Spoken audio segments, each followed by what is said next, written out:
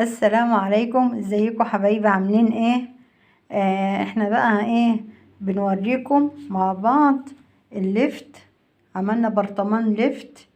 الليفت التفاح الوردي الجميل اللي انتوا شايفينه ده.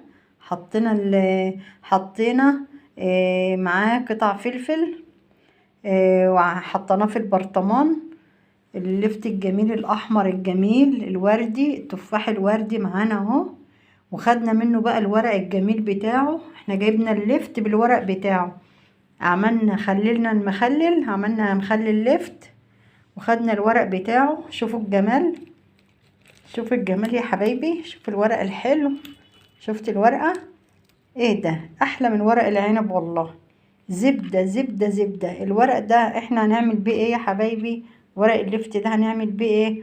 هنسلقه، هنحطه في ميه سخنه كده ندبله، بس مش هيتسلق يعني، نحطه في ميه سخنه ندبله ونطلعه يبقى اخضر زي ما هو كده.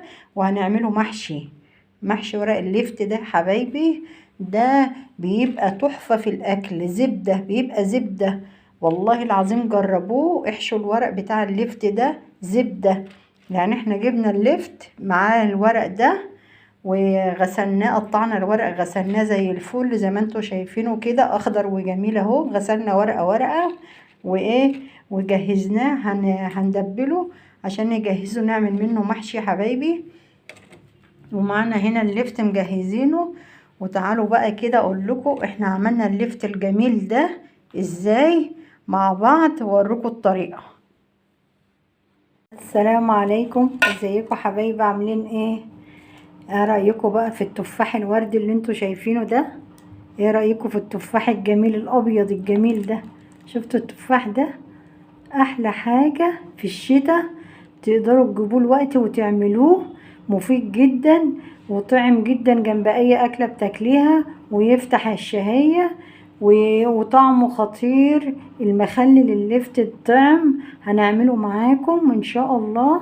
واحنا الوقت غسلينه ومقطعين فلفل كده هنحطه معاه، فلفل، قطع فلفل. ولما نيجي يا حبايبي نجيب التفاح الوردي الجميل، الله عايز يتاكل والله كده، تحفة. عايز يتاكل كده ني كده. اما تيجوا تجيبوه يا حبايبي تجيبوا الحجم ده، تجيبوا الحجم الوسط ده، ما تجيبوش الكبيرة دي. هتلاقيها زي القشطة من جوه وناعمة، ما هيش شيخة. هو طبعا ما هوش شيخ الايام دي، بس يعني ايه الكبيرة قوي دي اللي بتبقى ناشفة من جوه.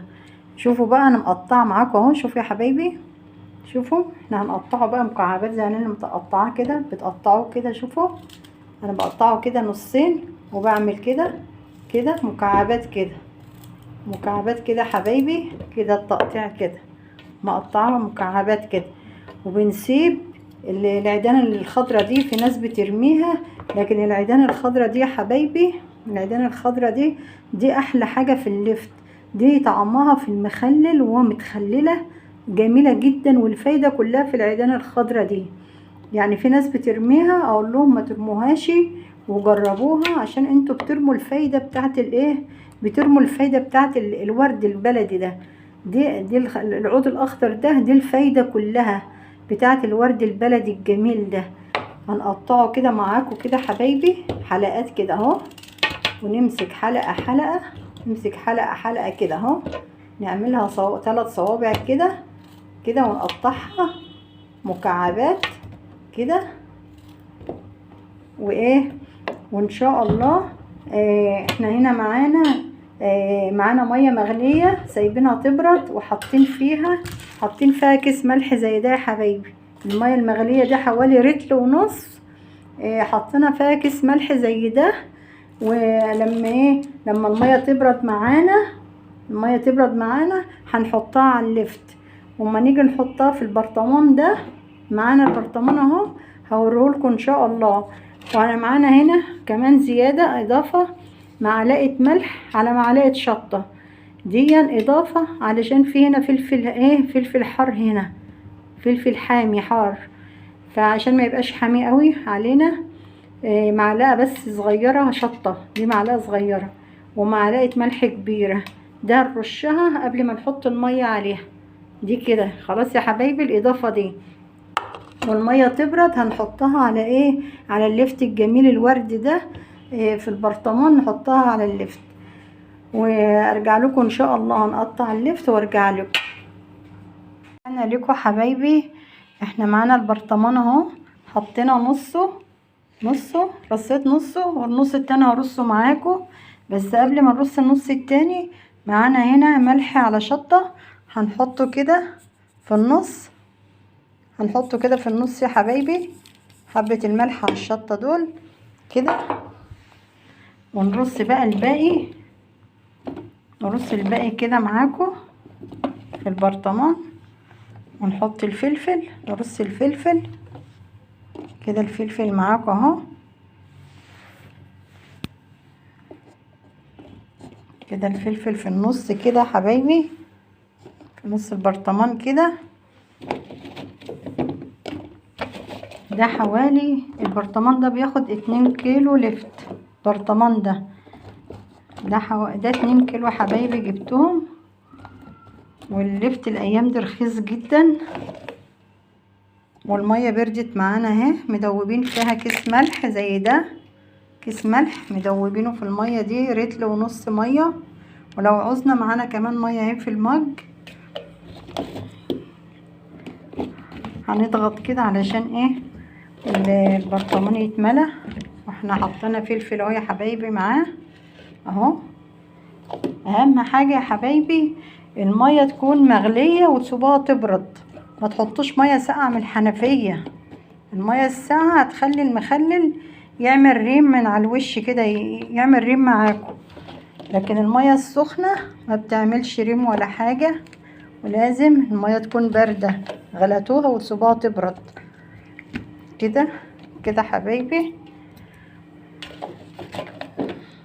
والعيدان زي ما قلت لكم، العيدان دي مهمه جدا. العيدان دي يا حبايبي دي الفيتامين كلها، كل الفيتامين هنا، الحديد كله في العيدان دي، ما تترماش، ما فيش حاجه تترمي.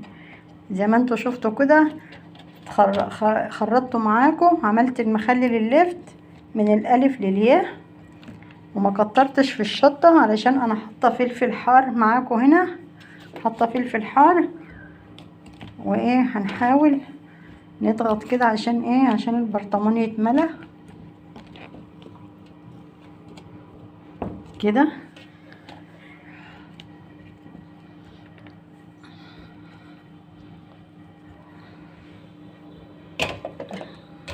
والعيدان دي كده على الوش كده يا حبايبي. اهم حاجه شفتوا اللون الوردي الجميل ده، ايه تفاح بلدي يا ولاد. ايه الجمال ده، ايه الجمال ده.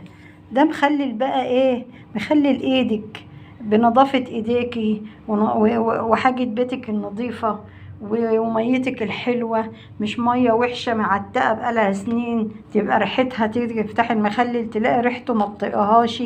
لا، ده حاجتك وبتعمليه بعمايل ايديكي وايه، ويبقى ان شاء الله طالع تحفه. وتسلم ايدك اما تعمليه.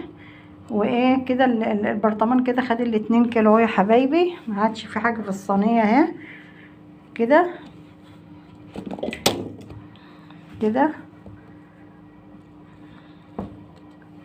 وده ايه هنحط بقى معاكم الميه كده، الميه كده.